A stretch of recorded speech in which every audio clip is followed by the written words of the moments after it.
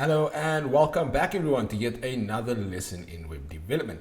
In today's lesson, we are going to focus on PHP operators as well as conditional logic. Let's have a look at what's in store for today's lesson. Now today's lesson is as follows. First, we'll start exploring some PHP operators, including logical operators, arithmetic operators, and so on. Next, we'll move on to working with conditional logic or conditional statements. And this refers to if-else statements as well as the switch statement. And then we'll wrap things up with a practical demonstration.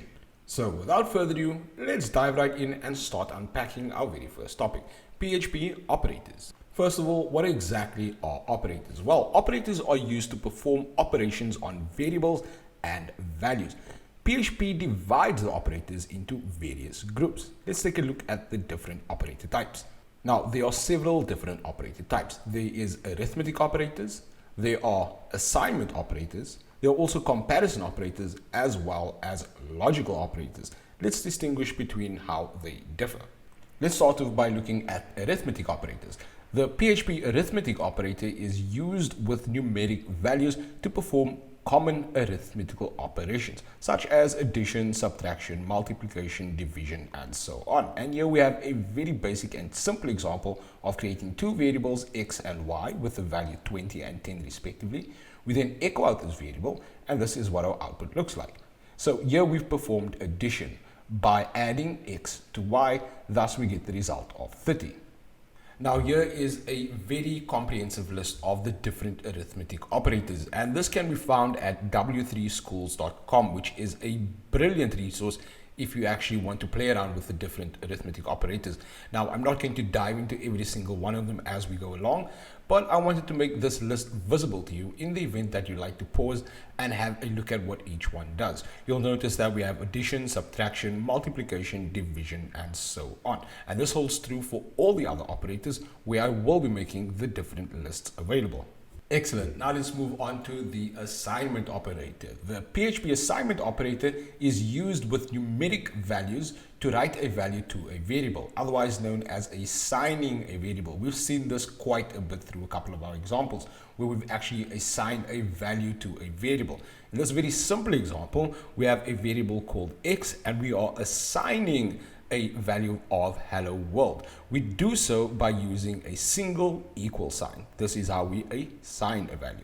And much like before, here is a list of all the assignment operators. Now each one has its own description, so I do suggest maybe having a look at how they differ from one another.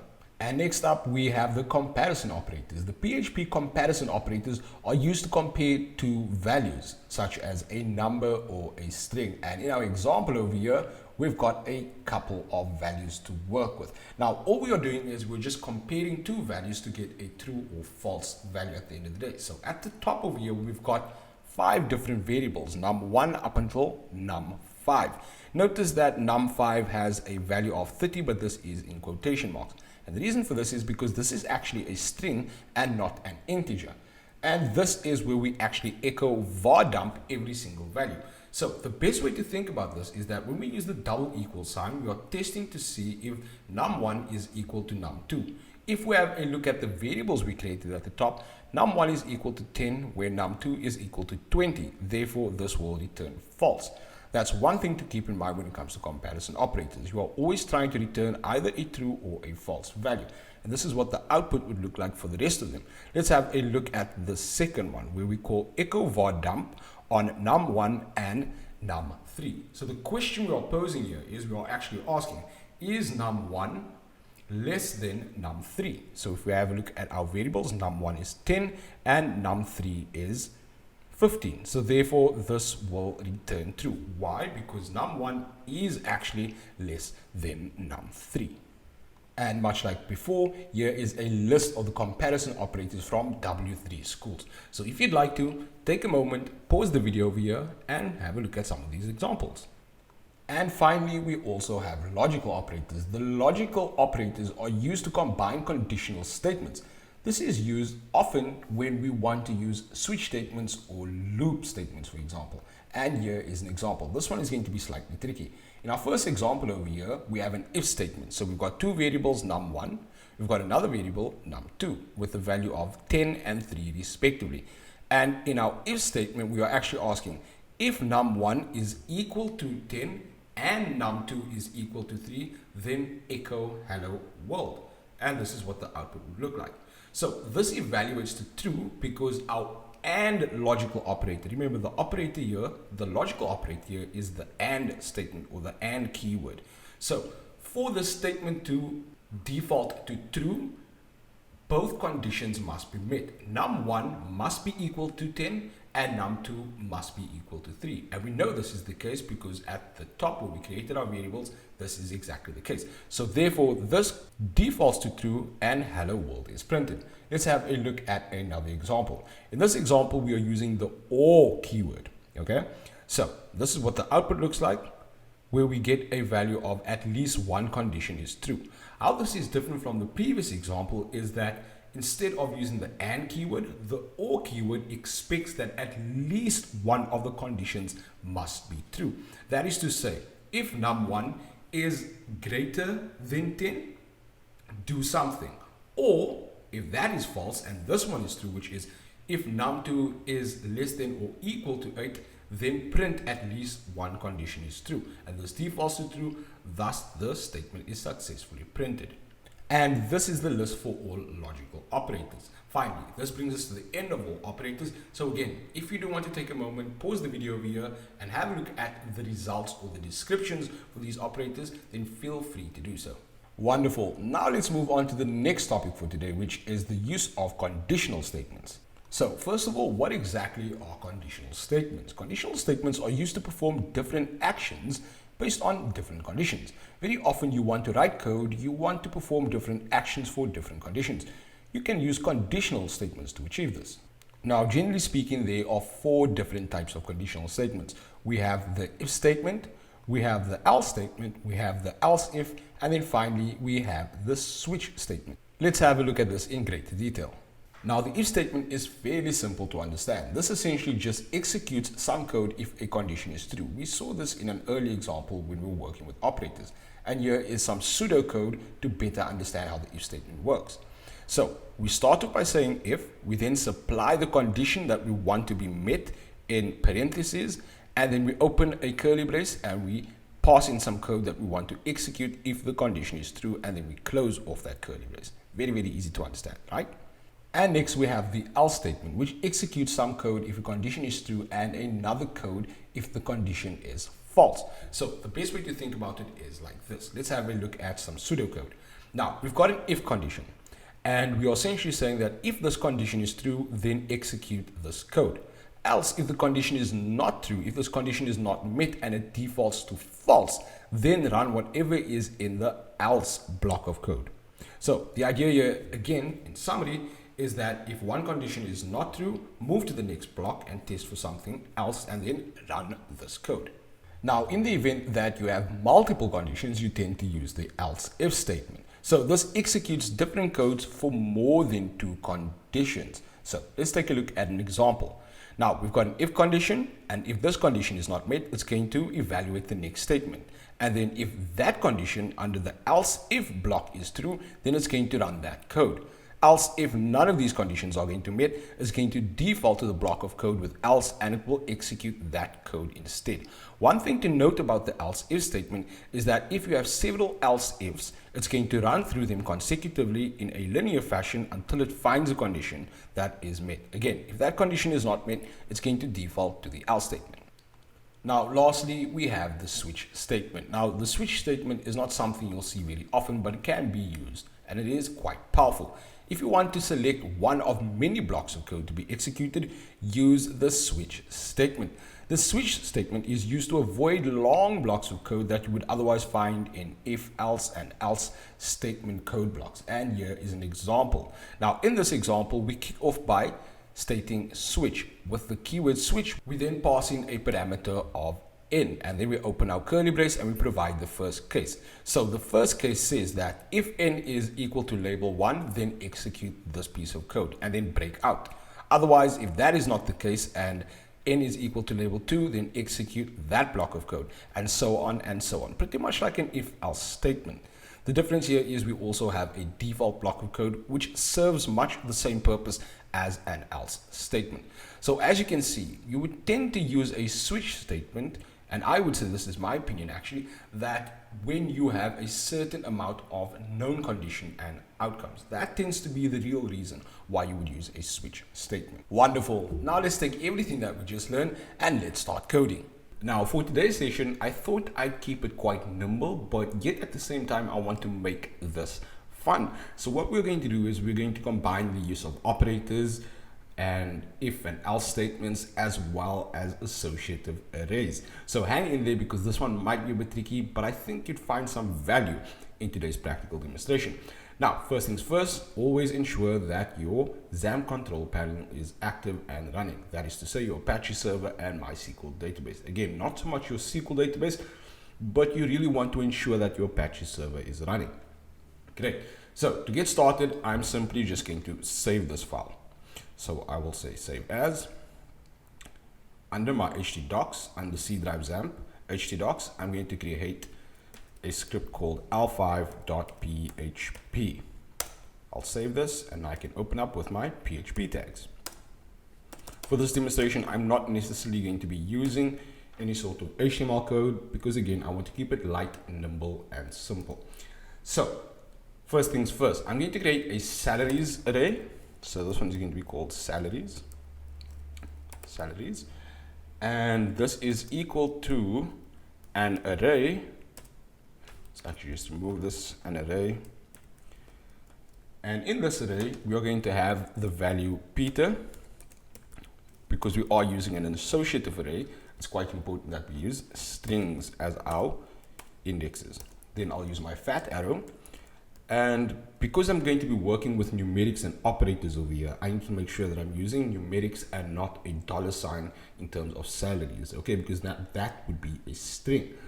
So my next index is going to be Ben, and again, fat arrow. And Ben earns something like $37,000. And then lastly, I'm going to have Joe, and Joe earns something like 43,000. Is that 43,000? That's good. Yeah, perfect.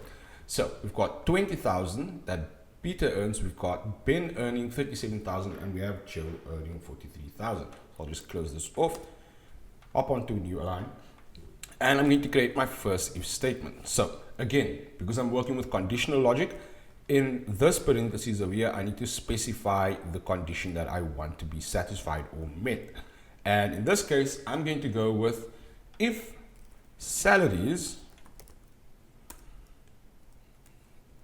at the Ben index is greater than the salaries for the Peter index.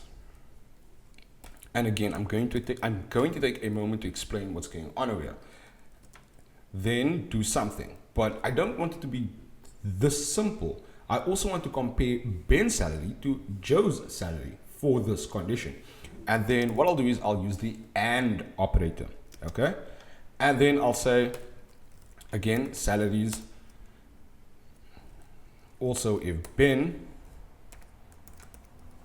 earns a lot more than Joe as well, then this condition is satisfied, okay? So if Ben, and then I'll call salaries one more time over here, and in here I will pass in Joe, and then that should be it. So let's evaluate the statement. So if Ben salary is more than Peter's salary and Ben's salary is more than Joe's salary, then do something over here.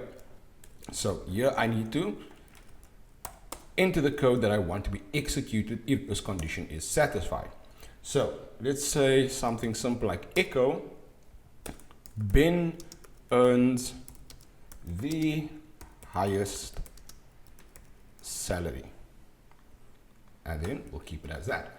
Now I'm going to use an else if statement as well. So if this condition is not satisfied, move over to the next and evaluate the next statement. So I'll say else if salaries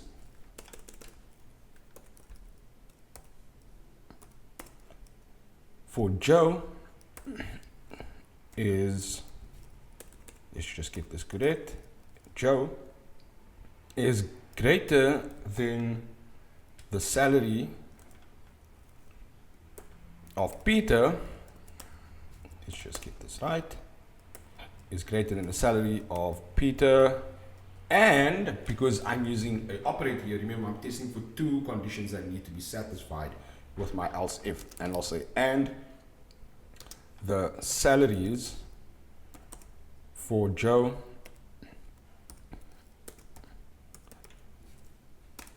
is greater than the salary of Ben. So salaries for Ben, then do this instead. Okay, so this is the other condition that's going to be run if the first condition is not met. Then I will say Joe echo Joe earns the highest salary. And then lastly, I'll just have some sort of else condition here. That will be the default condition should none of the first two be met. And this one will simply just say something like Peter echo Peter, let's just add our quotation marks, Peter earns the lowest salary. So let's run through our code. I'll put a line over here just to make sure everything is clean. Also add my semicolons, and here we go. So we've got an array of salaries, and in this array of salaries we have Peter who earns 20,000, Ben who earns 37,000, and Joe who earns 43,000. To access these values over here, we need to use the keys associated with them. In this case, it's the name of each employee or individual.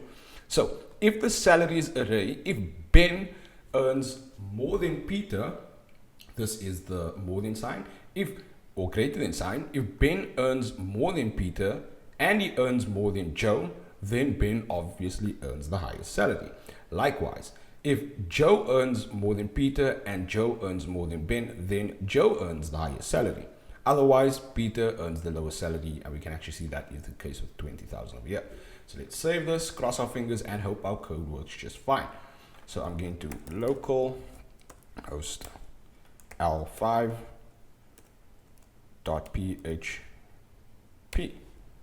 Run this, and we can see that Joe indeed earns the highest salary. And we can actually validate this because we can see Joe earns 43, and this is the highest out of all three employees. Now, what happens if I change this over here and I made this something like 30,000? Then of course the values are going to change. So we can expect Ben to earn the highest salary in this case. And you'll see the value or the output now changes because we are satisfying the second condition over here and no longer the first condition. And this is essentially how we can use if, else, and else statements in a really dynamic and powerful way. So you can really start to apply your thinking in terms of how can we use this in an actual web application or website, which is something we're going to do towards the end, okay, when we actually do our single major project. So I really hope this was a very informative session. In our next couple of sessions, we are going to start working with loops as well as functions and the more complex things in PHP. So for all of that and more, I'll see you in our next session. Cheers.